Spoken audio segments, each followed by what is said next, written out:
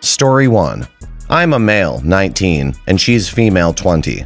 We've been together 3.5 years, and when she left, we were both very much in love. I was actually in the process of moving into her apartment while she was gone, as we had agreed. She's been gone for 6 weeks now and doesn't get back until next week. Her plan was to backpack through Central America with her friend, also female. About 10 days ago, she said she was no longer traveling with her friend and was instead traveling with some people she had met on her journey. Around this time, she started to send emails about how she was growing and changing and becoming happy within herself, and no longer relying on me for that happiness. About a week ago, she tells me her plans have changed, and she's going to leave Central America and get a plane ticket to Kentucky to be with one of the guys she decided to travel with. After a week of trying to express my insecurities without appearing mistrustful and being placated with I love yous and so on, I asked her directly on Skype. She told me she's been screwing the dude she's staying with. She's staying with him for the next week until she leaves. She didn't apologize. She said she would not apologize for something which she did not regret. She said she plans to move out of the apartment I've just been moving into. She says she loves me, but she also doesn't know how she's going to feel in the next few weeks. I feel absolutely shattered. There's a lot I want to discuss with her when she gets back, but that's still 1 week, minus about 6 hours. So here's my question. How on earth am I supposed to deal with the next week? I feel absolutely shattered and have no idea how to go on. And secondly, can this relationship be mended? I honestly hope very deeply that it can. Update. Okay, so I've been reading this thread, and you've all been extremely helpful, and I've carefully considered everything.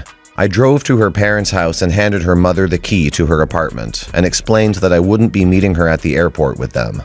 She immediately knew what was up and started crying and hugging me. Her father looked disappointed to know that his baby daughter is a heartless bitch without a conscience. Her mother tried to tell me that she was sure it would be fine and that my partner loves me and whatnot. I sort of avoided the questions and then said goodbye to them and thanked them for their kindness over the past few years. I shook her father's hand and gave her mother a hug, at which point she once again burst out in tears.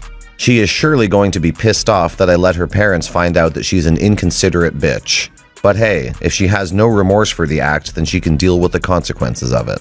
I sent her an email saying this: if you can't even apologize for betraying and deeply hurting your closest friend and your partner, and you don't even feel remorse for doing this, then I will not be here when you get back.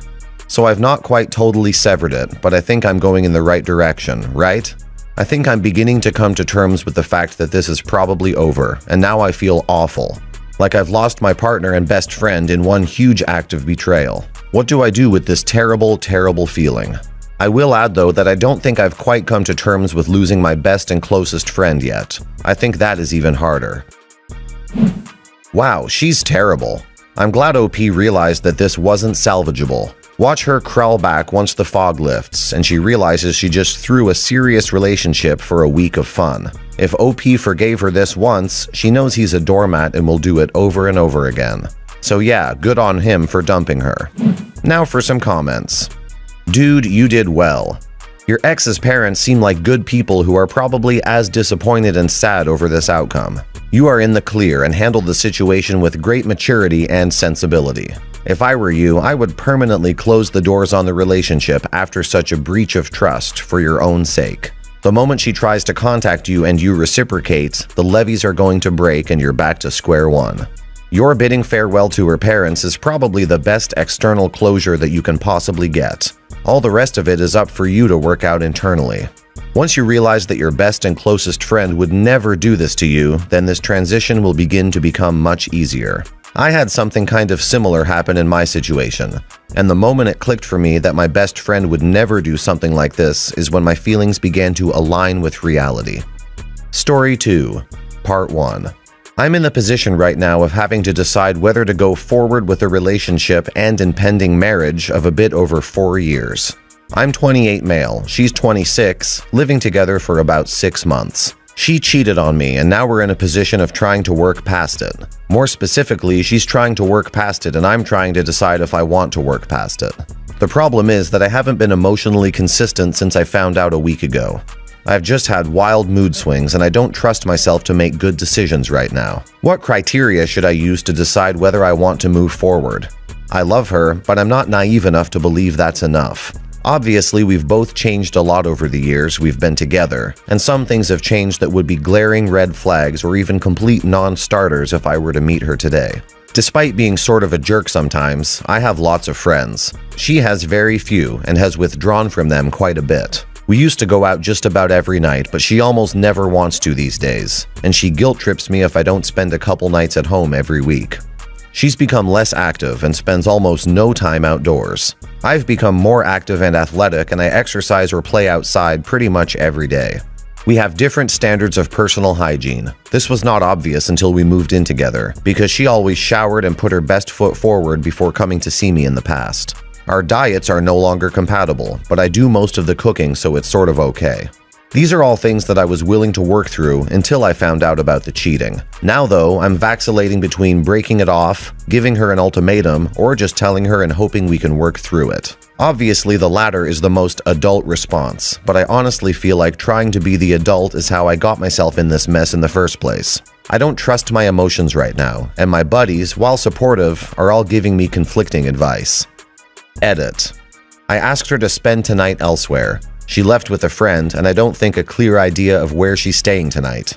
We've avoided involving parents yet. Both sets live in town. She didn't take it well. She just kind of shut down. Left her dog here, though. I don't know whether that's good or bad. Part 2.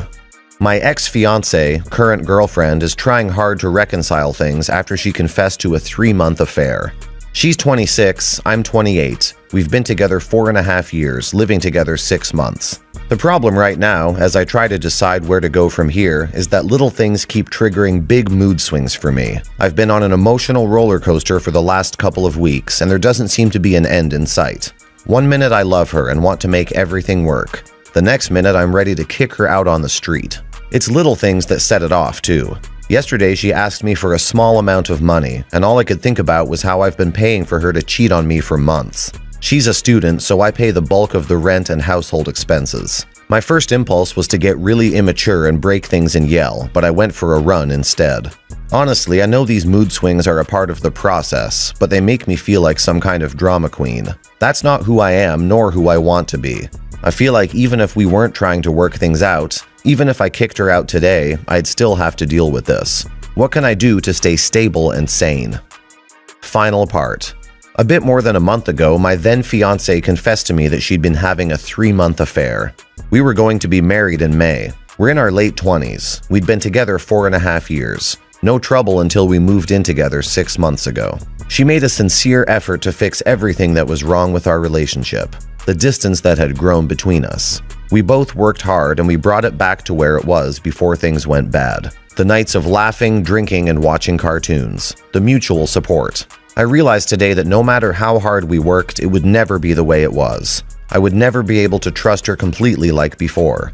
The doubt would always be there. I could never have children with her. They'd be nothing but a license to ruin my life. I found a box of condoms in the bathroom. We haven't used condoms since she got her IUD put in 2 years ago. I don't know if they were new or old, so I slashed them all up, then threw them away. I feel silly now since they were most likely old, but they triggered an inordinate feeling of resentment. Too many things have. It was the tipping point. The breakup wasn't poetic. It wasn't a scene from a movie. It wasn't closure. I stood in the living room almost unable to talk, and I mumbled that I wanted to break up. Then I turned around and left. I feel so broken and empty, but I know I did the right thing. I haven't stopped loving her yet, though. I know I will. I don't believe in remaining friends with exes, and I wouldn't want to put her through that emotional hell anyway. I finally stopped crying. She was just a financial burden. Now that OP has lost the dead weight, he can focus on his future and find someone who truly would stay faithful to him. The pain is temporary. I'm glad he recognized that this relationship could not be fixed sooner than later.